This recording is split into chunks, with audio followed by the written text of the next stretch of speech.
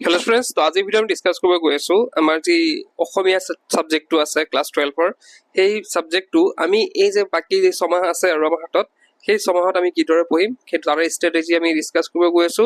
আমি ডিসকাস কৰিম যে এই ছমাহত পঢ়ি পেলাই আমি কিদৰে 90+ অসমীয়াত আনিব পাৰো সেইটো ষ্ট্ৰেটেজি আমি ডিসকাস কৰিম। তো তাৰ ভিডিওটো ষ্টাৰ্ট কৰো। তো এতিয়া আমি জানিব লাগিব যে চেপ্টাৰ কেইটা আছে বা আমাৰ কি আছে সিলেবাসটো অলপ জানিব লাগিব।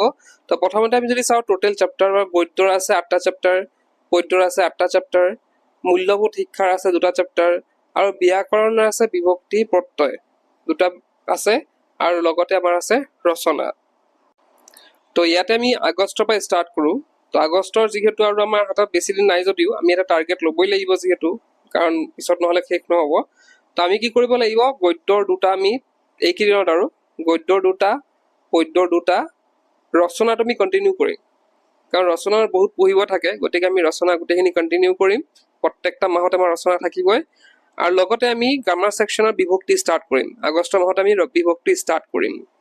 নেক্সট সেপ্টেম্বৰ মাহত যদি চাও, সেপ্টেম্বৰ মাহৰো একে আমি 2টা গদ্য 2টা পদ্য ৰচনা আমি এইটো কন্টিনিউ কৰিম বুলি কৈছোৱে।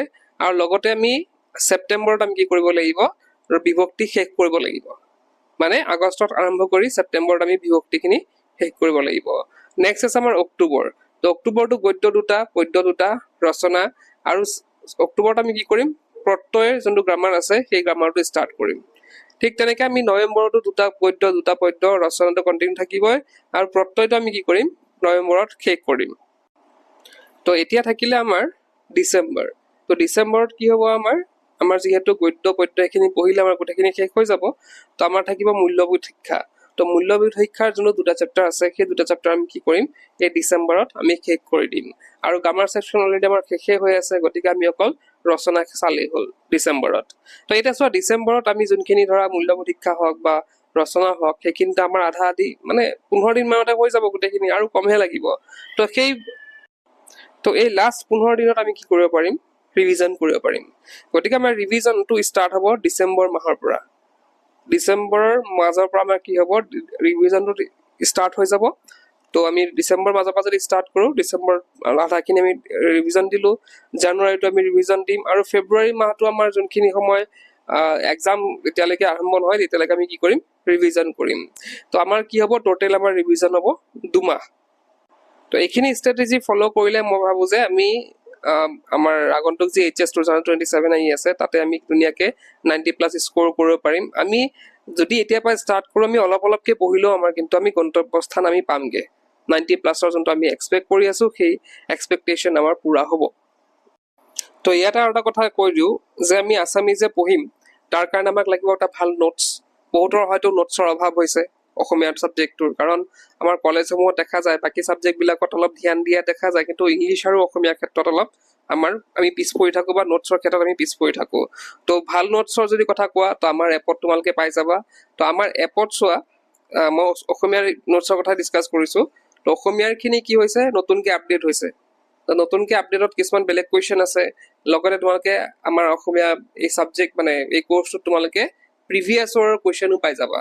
তো তোমালোকে তাত মানে চেপ্টাৰ ওয়াইজ ধৰা যেনেকে মোৰ মাতৃমুখ দৰ্শন, সেই চেপ্টাৰটোৰ কোন বছৰত কি আহিছিলে গোটেইখিনি তাত আছে। প্ৰিভিয়াছ ইয়াৰ ধৰা 2014ত কি আহিছিলে, 17ত কি আহিছিলে, 20, 21, 22ত কিমান কি আহিছিলে, গোটেইখিনি চেপ্টাৰ ওয়াইজ তাতে দিয়া হৈ আছে। এটা চেপ্টাৰ তুমি বিচাৰি থাকিব নালাগে যে এইটো চেপ্টাৰৰ পৰা কেতিয়া কি আহিছিল সেইবিলাক বিচাৰি থাকিব নালাগে, তোমালোকে চেপ্টাৰ ওয়াইজ তাতে পাই যাবা।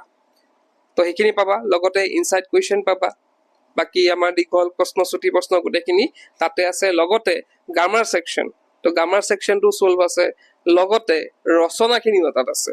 মানে কমপ্লিট কোৰ্সটো আছে তোমালোকৰ। তোমালোকে ধৰা বেলেগত বিচাৰি পেলাই হাবাথুৰি খাই থাকিব নালাগে বোলে ৰচনা ক'ত পাম, গ্ৰামাৰ ক'ত পাম, চেপ্টাৰ ক'ত পাম, প্ৰিভিয়াছ ইয়াৰ কুৱেশ্যন ক'ত পাম। তো আমাৰ তাতে গোটেইখিনি আছে, তোমালোকে জাষ্ট এই কোৰ্সটো বাই কৰি লোৱা।